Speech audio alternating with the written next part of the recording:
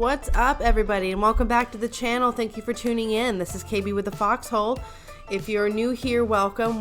If you're returning, thank you. Good to see you all again. So today I'm going to do another r/anti-MLM. I know, shocking. Wow. I'm so not predictable at this point, folks. But this one is I'm gonna do a longer one in the beginning, and then I'm gonna maybe, if we have time, do a couple little short, just some really good LuLaRoe fashion, just a couple little pictures that we can all, end on a good note with. I think it'll be fun. Okay, and without too much babble, let's just let's get into the good stuff or bad stuff. I don't know yet. Okay, so this one I'm really excited about because it's a little bit different. It's an insider perspective. Not just any insider. We're talking a designer or someone who was responsible for coming up with patterns, those infamous patterns that we all know and love. I mean, know and identify. That's much more correct than the other statement. Okay, so this should be really good because I figured there had to be a reason why there were so many legging patterns and also so many terrible legging patterns. So I'm really excited to hear this person's perspective. So let's go ahead and dive in. I barely got into the story. I read the first couple sentences to make sure that it wasn't a troll or something. And yeah, let's dig in. Hello, Reddit community.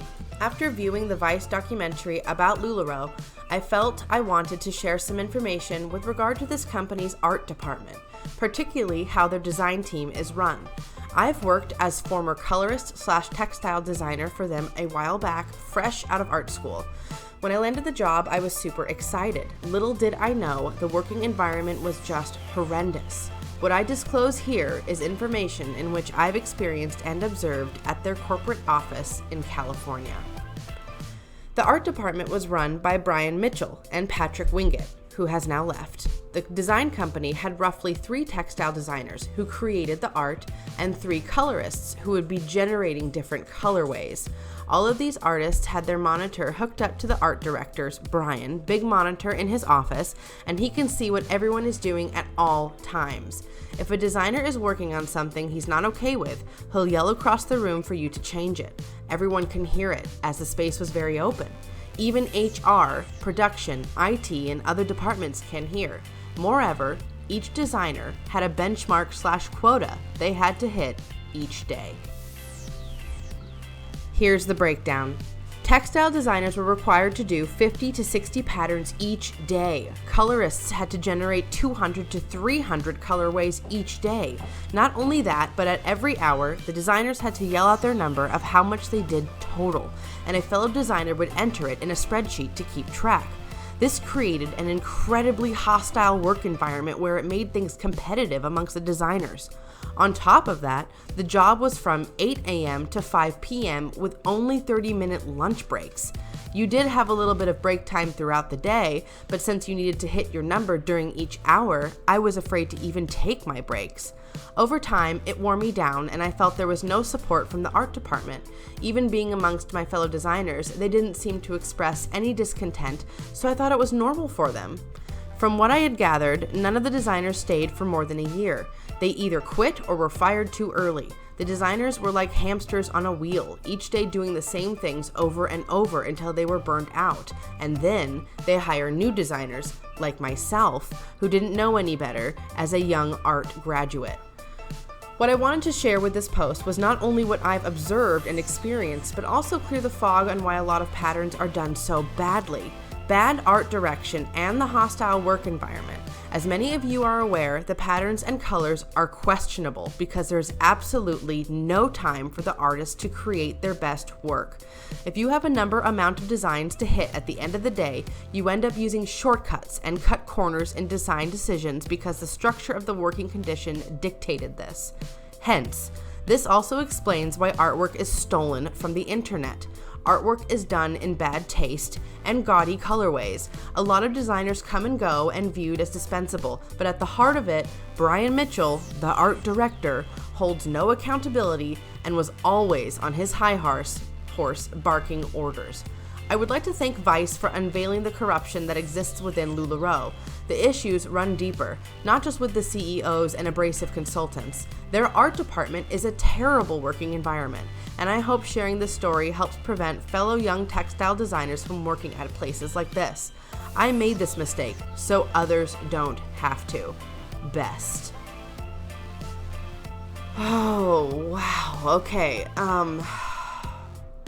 That's really intense, you guys. And I didn't post it. I scrolled down into the comments and someone did like a breakdown of what a person's day would probably look like if they had to produce these items, those patterns with colors within a certain time frame and had a certain quota they had to hit.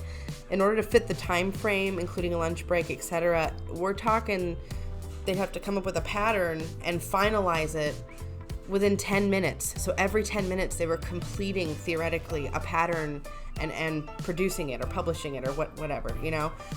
I don't know about you, but it takes me 10 minutes just to come up with like a single idea. Like, what am I gonna eat for lunch today? That takes me a while to think about.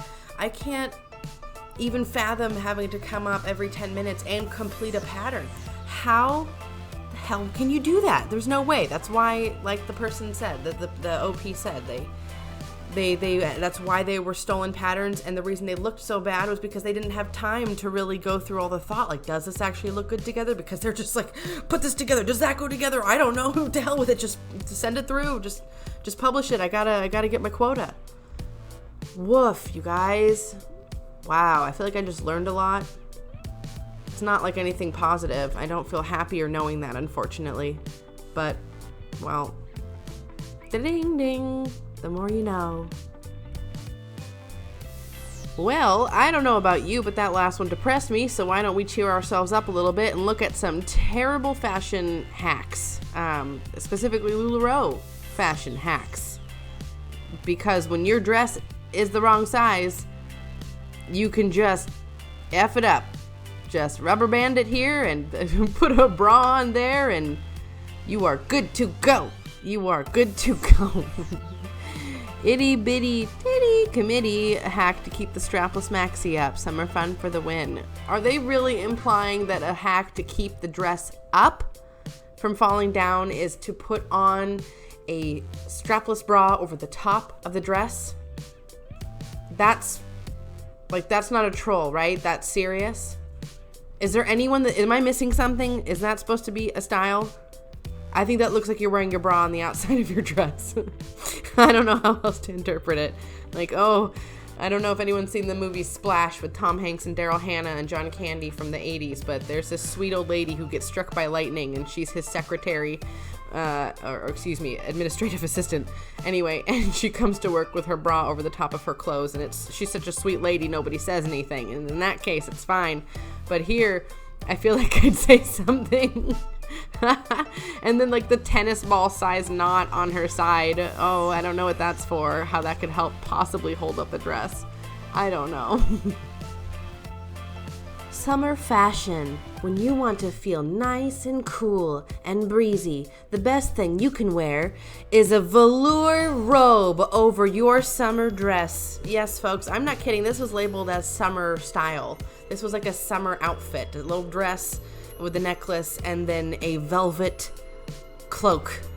That'll keep me nice. I'm sweating looking at this already. Like, I'm sweating already. It's not even hot here in the Pacific Northwest yet, and I see this and I'm sweating. You gotta be kidding me. Who came up with that? Is it a bathrobe? Is that a bathrobe? No. Wait, it kind of looks like a bathrobe. That definitely goes under the Lula no. I understand that subreddit now more than ever. It's just, that's a no. You don't do that. Velvet trench coat. Happy summer. Before we head out today, let's all take a moment to look at this adorable picture of my sweet dog Tippy, who is a rescue, and I would suggest for anybody who's looking to find the new love of their life to please check out their local shelters, local humane society, and or donate. All of it helps, or even volunteer your time. You know, if you got a little time, go volunteer. It really helps people out over there. It really does, and it's good for the animals. Anyway, don't forget to spay and neuter your pets. All right, that does it for today, folks. Thank you again so much for tuning in. If you're new here, please feel free to subscribe. I really appreciate it. We are a small but mighty community. Come join us. It's fun. And if you like that video, please hit that like button. All that input really helps me. If you have any ideas for things you'd like to see, which I have gotten a few good suggestions, I will be looking into that in the near future. So thank you for those who have suggested things. But if you have any ideas, please feel free to comment below. And I will just see you all in the next video. And until then, everybody, please take care.